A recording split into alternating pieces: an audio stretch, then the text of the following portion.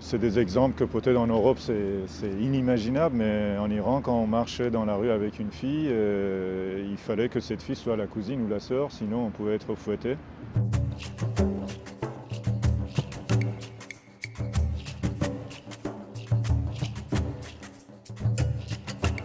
Donc on a beaucoup donné pendant la Révolution et on a eu deuxième malheur qui était la guerre, l'Iran-Irak qui est arrivée.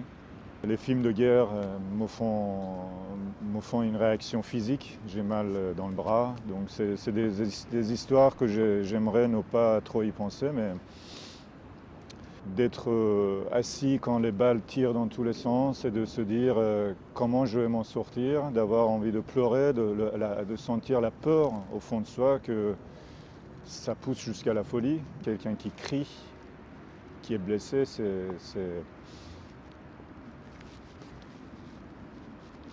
une guerre laisse toujours euh,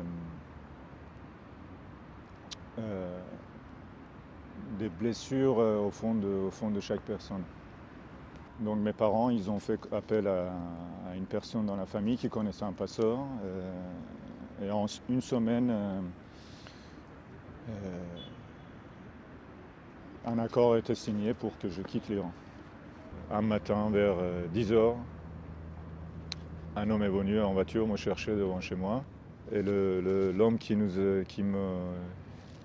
m'accompagnait, il m'a dit, bon, je suis désolé, mais si tu dois pleurer, c'est maintenant parce que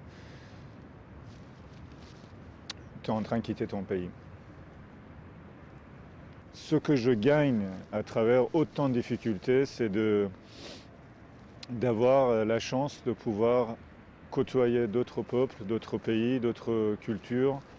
Et mon rêve en ce moment, enfin aujourd'hui et pour le futur, c'est de aussi fonder une famille et éventuellement un jour revenir quand même en Iran, mais vivre en France.